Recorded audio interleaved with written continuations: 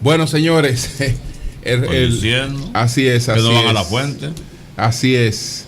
Entonces, señores, el mes de junio también, aunque ya el mes está concluyendo, es el mes internacional del cuidado de la fertilidad. Y aquí está... ¿Fertilidad de la tierra? Aquí está un especialista en fertilidad. Está el doctor Alexis. La fertilidad es un problema de la clase media y alta. Los pobres paren, las mujeres pobres paren sin problema. El doctor Alexis Martínez, ginecostetra, está con nosotros. Y vamos a hablar entonces. En los barrios no se conoce eso de infidelidad. De las actividades de cuidado de la fertilidad. La verdad, doctor, buenos días, bienvenido al programa. Muchísimas gracias, me siento honrado de participar en este programa, que soy un fiel oyente de él desde hace mucho Gracias, tiempo. doctor, gracias. ¿Por qué hay tantas mujeres con problemas de fertilidad hoy día? Antes uno no escuchaba esto con tanta frecuencia, ¿era porque no se sabía? ¿O realmente se han incrementado los problemas en el área? Hay una combinación de factores. La gente hoy habla más abiertamente de sus problemas de fertilidad.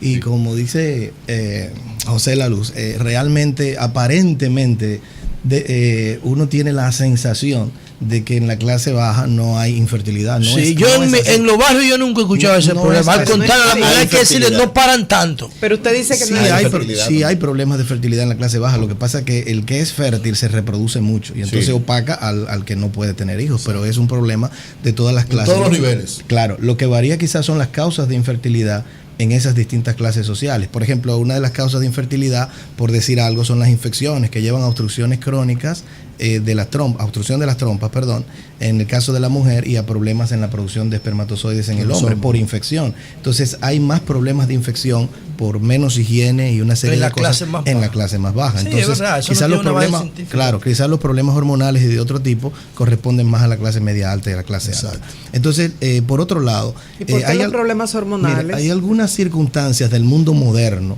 que van a incidir en un aumento de la incidencia de fertilidad. Por ejemplo, hay más obesidad hoy en día. El estrés afecta tanto, hace que la mujer altere sus hormonas, y en el caso del hombre también. Hay algunos factores de tipo social, como por ejemplo la integración de la mujer al trabajo. La mujer de hoy no es como la de antes, que a los 20 años ya tenía 2 hijos. No es doméstica, la de hoy no es doméstica. La de hoy no es doméstica, la de hoy primero se prepara con justa razón.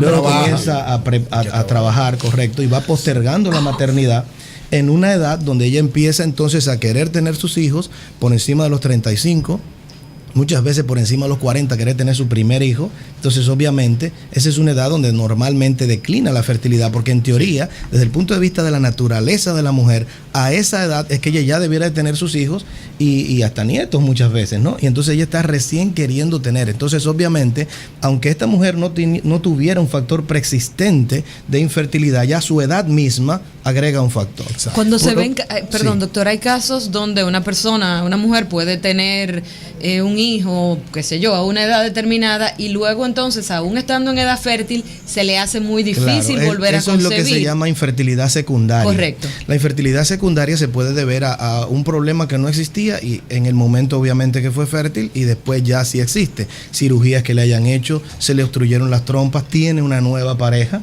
porque esto es un problema de pareja. Si ella se casa con un hombre que no es fértil, aunque ella lo siga haciendo, obviamente no se va a poder embarazar, porque esto hay que enfocarlo como un problema de fertilidad.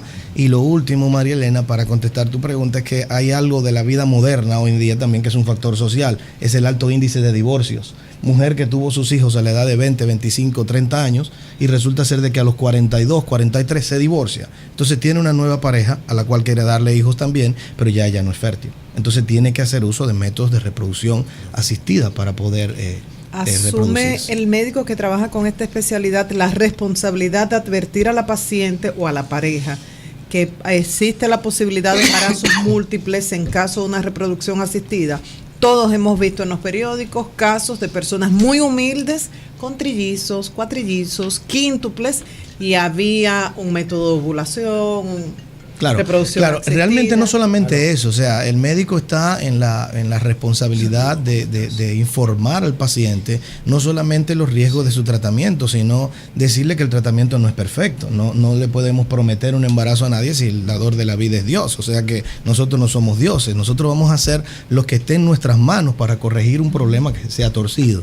En cuanto a los procedimientos estos de por qué se producen los embarazos múltiples, es que cuando se usan hormonas, la mujer en vez de ovular, valga la redundancia, de un solo óvulo, va a producir varios. Esto se hace muchas veces a propósito de hacer que produzca varios. Si el tratamiento es una fertilización in vitro y los óvulos se van a sacar del cuerpo, hay más control del proceso, porque si a una mujer se le producen 4, 5, 6 embriones en el laboratorio, pues usted solamente va a transferir, por ejemplo, 1 o 2 y va a evitar con esto los embarazos múltiples. Pero muchas veces cuando se inducen para inseminación artificial, que es otro método donde los espermas se ponen dentro del útero, entonces la mujer va a durar varios días ovulando y los espermatozoides duran varios días vivos. Entonces el médico no tiene control de lo que está pasando dentro del organismo de la mujer y se puede embarazar de embarazos múltiples. Entonces el médico, cuando va viendo que la mujer va respondiendo de una forma exagerada, es su responsabilidad detener el proceso, combinarlos, inclusive hasta ponerlo a firmar bajo su responsabilidad que no deben de tener relaciones sexuales durante un X tiempo para evitar justamente los embarazos múltiples. Pero hay situaciones que se le escapan del control al médico y al mismo paciente, y hay una responsabilidad del mismo paciente, que en estos casos que ocurren a veces el paciente no hace caso a las recomendaciones médicas, o el médico pone una prescripción y el paciente debe tener controles sucesivos y el paciente no acude, y luego entonces ocurren estos fenómenos lamentables. Pero se ha hablado en distintas oportunidades de poner, digamos, controles bioéticos, etcétera. ¿Ha ocurrido en alguna parte del mundo? Por supuesto, hay muchísimos países del mundo, inclusive en Latinoamérica. Yo estuve en Buenos Aires, donde regresé del año 94, y se estaba comenzando a trabajar en la legislación en ese sentido, pero no fue sino unos 10 años después. Para poner un país más o menos desarrollado de América Latina. La mayoría de países latinos todavía no tienen ninguna legislación, y en nuestro país sí hay proyectos de ley para controlar estos procedimientos, que no solamente en eso, yo creo que en toda la medicina y en toda rama del ejercicio profesional del ser humano deben de haber controles, porque esto pues nos protege a todos, a nosotros mismos y a los pacientes que demandan el servicio también. Esa fertilización in vitro, es decir, preparada, ¿tenemos nosotros condiciones en la República Dominicana para llevarla a cabo? Claro que sí. En la República Dominicana ya existen unos 10 centros de reproducción distribuidos en y a nivel material de costo para pareja, ¿vale? Lo primero es decirle que tenemos ya más de 20 años trabajando en el país en fertilización in vitro, en procedimientos de alta complejidad. Hay parejas que no, por ejemplo, yo tengo un caso que me toca de manera... Hay parejas que le es imposible, independientemente de concebir hijos, independientemente de esa imposibilidad casi no existe en términos de demanda y oferta. Todo depende muchas veces de la capacidad económica del paciente, de la actitud del paciente y de a veces aspectos de tipo moral, religioso, etcétera. Es decir, que para cada problema, o casi para cada problema, existe una alternativa, por lo menos. Si no existe una solución específica, existe una alternativa. Le pongo un ejemplo. El caso que yo le decía, conozco que lo intentaron varias veces. Pero espérame. Lo primero es para completar la idea. Si existe un hombre que no tiene espermatozoides, no produce espermatozoides, pero ese hombre tiene una pareja y quieren tener hijos, no existe solución porque el hombre no produce y no podemos fabricar células. ¿Cuál es la solución? Dicho sea de paso, se está trabajando en células madre para hacer que testículos que no producen espermatozoides se sacan células de la piel y de otras áreas del cuerpo, y se está trabajando con cierto éxito. Ya se han hecho ensayos en ratones y demás. Pero mientras eso no ocurre, se supone que esa es una causa definitiva de esterilidad. Pero ¿cuál es entonces la alternativa a eso? Que el paciente lo acepta o no. Hacerle una inseminación artificial con semen de un donante a la mujer. Si la mujer no produce óvulos porque no tiene ovarios, tiene 45 años, 50, está entonces en este caso, óvulos donados. Si la mujer no tiene útero pero conserva sus ovarios, se supone que al no tener útero, ¿por dónde va a gestar? Bueno, pues se sacan los óvulos de esa mujer que todavía tiene ovarios, los testículos del hombre se fertilizan y entonces se ponen en una incubadora, lo que se llama surrogacy o vientre de alquiler, se pone entonces en otra persona que se busca para que le geste los hijos genéticos de ella. ¿Me entiendes? Entonces, definitivamente... ¿Se han dado esos casos acá? Sí, esta película, hay una película que se llama Vientre de Alquiler. Claro. Entonces, como te dije, fíjate que lo que crea la imposibilidad es que la persona no acepte el proceso, que no tenga dinero para costeárselo, razones de tipo religioso, que muchas veces le dice que hay gente que cree que eso es un pecado. Hay gente que cree que inclusive buscar la ayuda médica cuando no puede tener hijos, ya eso es un pecado. Ya eso es un pecado. Porque dice que esa es la voluntad de Dios. Hizo de que la voluntad de Dios. La voluntad de Dios no es ahí, Eury, que eso fue Dios dijo la voluntad de Dios no es la voluntad de Dios no es ni estar enfermo, ni ser infértil, y dicho sea de paso, poniendo en boca de Dios cosas que Dios no dijo. La infertilidad es una enfermedad. Claro. Si definimos valga la redundancia, la definición de la Organización Mundial de la Salud es que es el completo estado de bienestar físico, mental y social, y no solamente la ausencia de enfermedad. Y fue el que creó el sexo. Claro, vamos a aprovechar, así es. Veo algunas personas ahí intentando comunicarse. Nosotros estamos conversando con el doctor Alexis Martínez, ginecostetra, especialista en fertilidad. Si usted tiene alguna inquietud con relación a este tema, vamos a tomar algunas llamadas. Si es otro tema, nos llama más tarde. Yo vaya. Comunícate 809-334-5100 1-809-280-47 desde el interior sin cargos 1-866-476-1116 desde los Estados Unidos. Sol, la más interactiva. Sol 106.5. 10-16, doctor, lo están acusando de que usted trató a Yoba, y Yoba todos los años tiene hijos. Ahí están secreteando eso. Doctor, defiéndase, doctor. Bueno, está bien, entonces está funciona, es un científico el doctor. No se casa embarazado. Bueno, buenos días, adelante. Buenos días, adelante. Aló. Sí. Bueno, es un milagro esta llamada, ¿sabes? Gracias. Estaba pidiéndole a Dios que entrara y entró. Gracias. Bueno, yo tengo asospermia. ¿Usted tiene, me repita? Asospermia. Asospermia. ¿Qué es eso? Exactamente. El doctor lo va a definir cuando usted termine. Asospermia. Digo, ya usted terminó con su pregunta. ¿Cuál es la inquietud suya? Bueno, entonces yo quiero preguntarle al doctor, porque ningún médico me ha podido dar un diagnóstico acabado de por qué, por qué yo tengo asospermia y por qué viene, por qué se produce, y si hay alguna solución. Sí. Escuche su respuesta, gracias. Lo primero es decirle lo siguiente.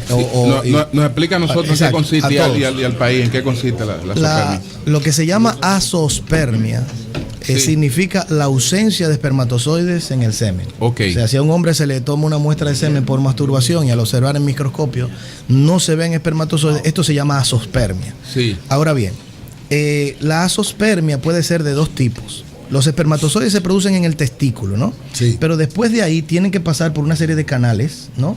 Okay. Para juntarse con el líquido seminal, y la combinación del líquido seminal más espermatozoides forma lo que se llama semen. A veces existe una obstrucción, ¿verdad? Y los espermatozoides se producen normalmente en el testículo. Cuando llegan a ese nivel de obstrucción, obviamente no pueden pasar. Entonces, como sí se sigue produciendo líquido seminal, el hombre no tiene espermatozoides en el semen, pero sin embargo sigue produciendo. Afortunadamente, el 75%, es decir, 3/4 partes de los hombres que tienen asospermia producen espermatozoides en el testículo, y eso es una buena noticia. O sea, lo que hay que eliminar la obstrucción. Hay lo que se llama una asospermia obstructiva. Ahora, un 25% no produce. Entonces, frente a esos que definitivamente no producen, pues lamentablemente tendríamos que buscar un donante de semen. Ahora, ¿qué hacemos con el resto? Tratar de reconstruirlos en honor a la verdad no es una técnica que funcione en la mayoría de los casos, porque lo que se obstruye es un conducto tan minúsculo y tan pequeño que hacer una microcirugía para tratar de abrirlo es algo que está casi destinado. ¿Y cuál es la salida? La salida es que vamos a buscar los espermatozoides por técnicas, tanto en una estructura que se llama epidídimo o en el testículo, por medio de biopsias testiculares, etcétera, o de aspiración de esa estructura que se llama epidídimo. ¿Se sacan directamente del testículo antes de convertirse en semen? Bueno, en el testículo no hay semen, lo que hay son espermatozoides. El semen es la combinación Los espermatozoides con el líquido seminal que se produce en la próstata, vesícula seminal, etcétera. Entonces, o se sacan de una estructura llamada epidídimo, que es el primer contacto externo que tienen los espermatozoides por fuera del testículo. Es una tubería. ¿Se ha hecho eso? Claro, aquí lo hemos hecho. Inclusive estamos preparando una paciente en este momento para hacerlo.